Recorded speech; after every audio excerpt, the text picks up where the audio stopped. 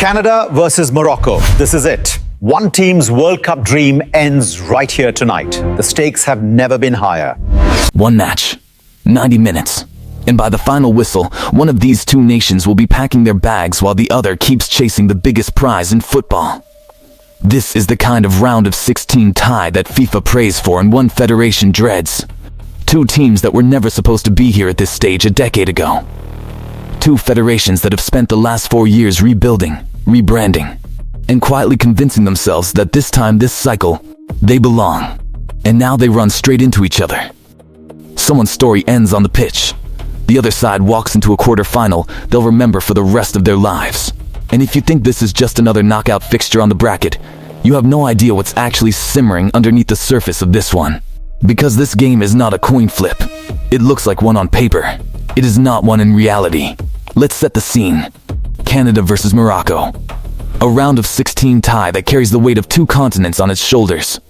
On one side, a Canadian side that has spent the group stage playing with the fearlessness of a team that has nothing to lose and everything to prove.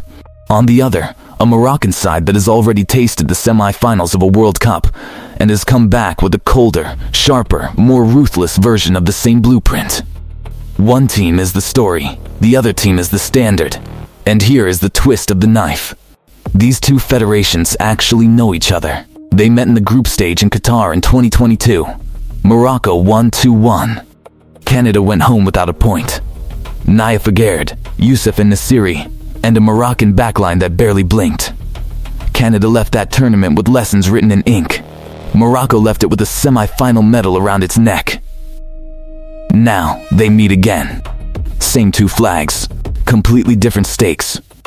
The line between revenge and repetition is razor thin. Read that carefully because it's extraordinary. The last time these two played at a World Cup, one team went to the semi-finals and the other went home with 0 points. And now, the loser goes home. Again. Now, on the surface, this looks like a fun neutrals tie. A feel-good story either way.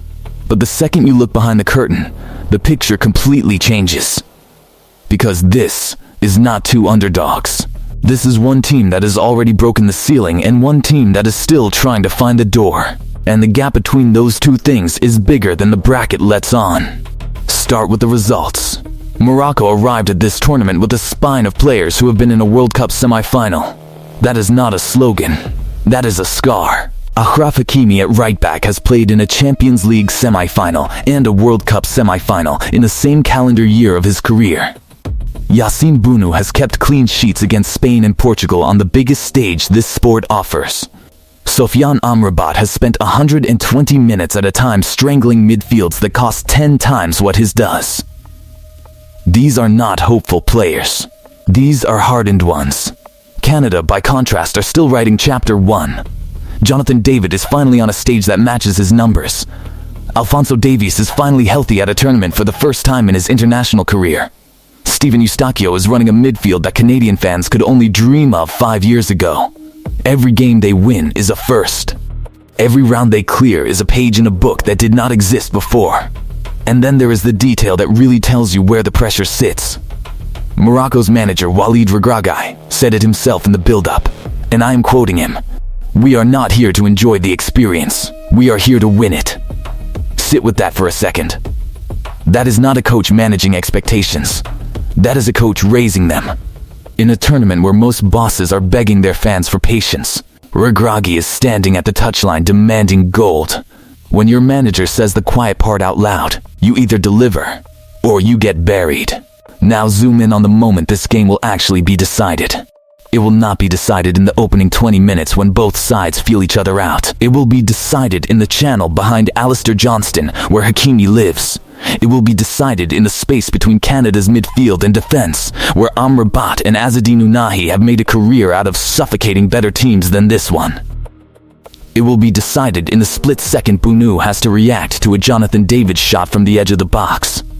Picture it, the stadium holding its breath. David's left foot swinging through.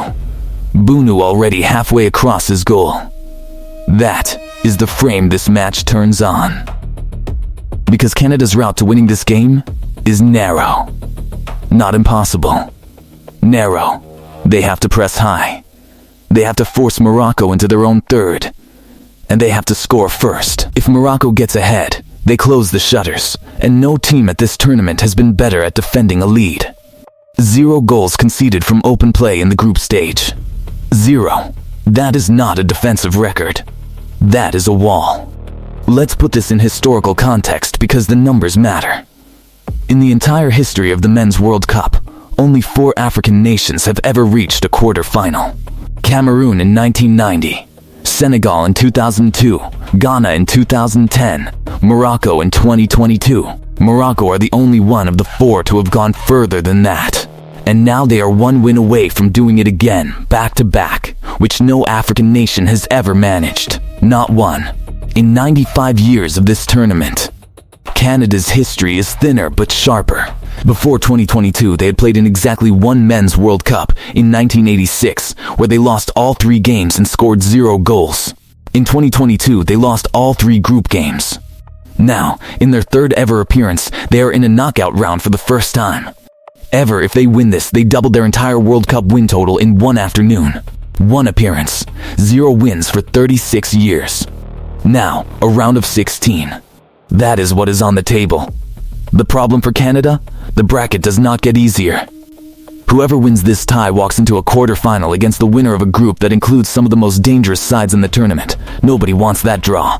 But you have to beat Morocco to even worry about it. And over the next 6 weeks, this Canadian squad will find out whether the Copa America run, the friendlies against Argentina, the qualifying campaign at home, all of it was building toward this moment, or just prologue. Let me be fair for a second because this channel does not deal in fantasy. It is entirely possible Canada win this game. Jesse Marsch has done things with this squad that his predecessor could not. Jonathan David is in the form of his life. Alphonso Davies on a counterattack against a high line is one of the 5 most dangerous sights in world football. If this game opens up, Canada have the pace to punish Morocco in transition.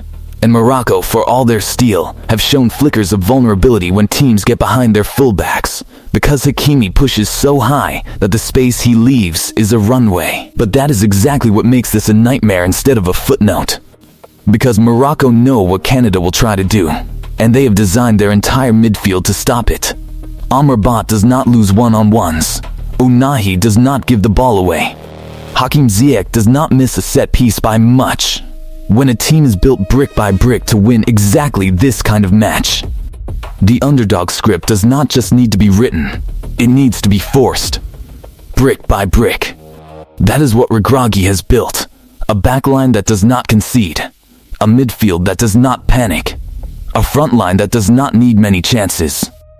Brick by brick by brick, until the wall is high enough that a first-time knockout side has to climb it in 90 minutes. Think about that. Canada have to climb a wall in 1 afternoon that took Morocco 4 years to build. And here is the thesis, plain as I can make it. Round of 16 games are not decided by which team wants it more. They are decided by which team has already been here before. Morocco have. Canada have not. That does not guarantee an outcome. But it tilts the floor. And when the floor is tilted, the ball rolls the same way it always has. The dream ends for one of these 2 nations tonight. And history is a very unsentimental referee. Now, I want to hear from you. Was this the moment Canada finally broke through and announced themselves as a real footballing nation? Or was this the game Morocco reminded everyone that 2022 was not a fluke? It was a foundation. Drop your verdict in the comments. Tell me your score. Tell me your scorer. Tell me who is going home. And if you have made it this far, subscribe. Because we are deep into this World Cup, and every 48 hours another dream is getting buried on live television. Trust me, this will not be the last one. 1 ticket forward, 1 heartbreak, guaranteed. And by full time, only one of these flags is still flying. I'll see you in the next one.